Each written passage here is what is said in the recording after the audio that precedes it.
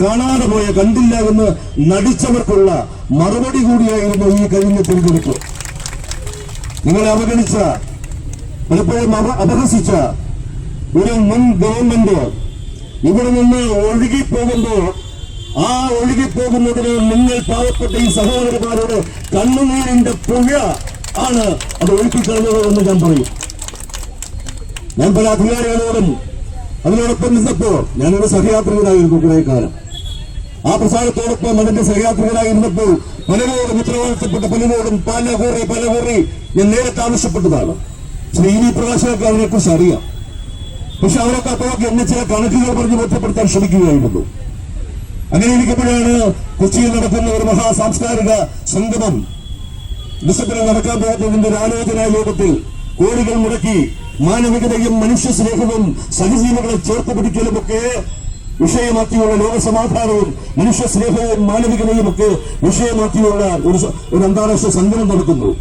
ആ ചർച്ചാവേദികൾ, സാംസ്കാരിക സിംഹങ്ങൾ മുഴുവൻ ഉണ്ടായിരുന്ന ഒരു ചർച്ചാവേദികൾ ആണ് നമ്മുടെ അഖിലേന്ത്യാ സെക്രട്ടറിയായിട്ട് ആദരണീയനായിട്ടുള്ള സഖാവ് എം എ ബേബി ചുമതലയേൽക്കുമ്പോൾ അദ്ദേഹത്തോടാണ് ആദരണീയനായി അന്നത്തെ സാംസ്കാരിക മന്ത്രി ശ്രീ സജി ചെറിയാൻ ഉണ്ടായിരുന്ന ഒരു മീറ്റിംഗിലാണ് സാംസ്കാരിക സ്ഥാപനങ്ങളുടെ മുഴുവൻ ചെയർമാൻമാർ ഉണ്ടായിരുന്ന, മറ്റ് ഭാരവാഹികൾ ഉണ്ടായിരുന്ന, സാരഥികൾ ഉണ്ടായിരുന്ന ആ വേദിയിലാണ് ഞാൻ പറഞ്ഞത്, ഇതൊരു വലിയ ആശയമാണ്, ഗംഭീരമായ ആശയമാണ്. ലോകത്തിന് മുമ്പിൽ നമ്മൾ കൊടുക്കുന്ന ഒരു വലിയ ആശയമാണ് മനുഷ്യ സ്നേഹത്തെക്കുറിച്ച്.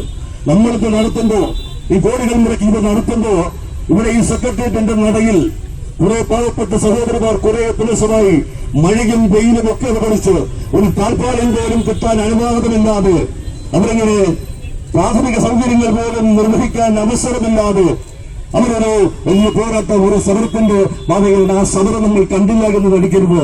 അത് എത്രയും അങ്ങ് ഇടപെട്ട് അത് പരിഹരിക്കാൻ അതിന് ഇടപെടണം എന്ന് വളരെ വിനീതമായ ഒരു അഭ്യർത്ഥന അന്ന് പിറ്റേ ദിവസം പത്രങ്ങളിൽ വാർത്തയായി.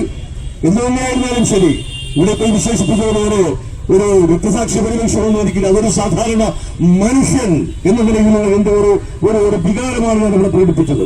ഒരു കലാപ്രവർത്തകൻ എന്നുള്ള ഒരു വികാരമാണ് ഞാൻ ഇവിടെ പ്രകടിപ്പിച്ചത്. അത് വ്യക്തിപരമായ ഒരു സാക്ഷ്യപരിരക്ഷണമെന്ന് എനിക്ക് ആവശ്യമില്ല. പക്ഷേ അത് പറയേണ്ടതാണ് ഒരു മനുഷ്യൻ എന്ന നിലയിൽ. അത് ഞാൻ പറഞ്ഞു എന്നേ ഉള്ളൂ. അവിടെ എനിക്കൊരു സ്ഥാനമാനങ്ങൾ എന്ന വിഷയമായിരുന്നു. പക്ഷേ സ്ഥാനമാനങ്ങൾ സംരക്ഷിക്കാനാണെങ്കിൽ മറ്റുള്ളവരൊക്കെ നിശബ്ദമായിരുന്നതുപോലെ എനിക്ക് നിശബ്ദമായിരിക്കാമായിരുന്നു. ഞാനത് ചെയ്തില്ല. കാരണം എന്റെ ഏറ്റവും വലിയ എന്റെ ഒരു പ്രചോദനം എന്ന് പറയുന്നത് യേശുക്രിസ്തുവാണ്. യേശുക്രിസ്തുവാണ് എന്റെ ഏറ്റവും വലിയ പ്രചോദനം. സ്നേഹത്തിന്റെ ഏറ്റവും വലിയ മാതൃകയായിട്ടുള്ള ക്രിസ്തു.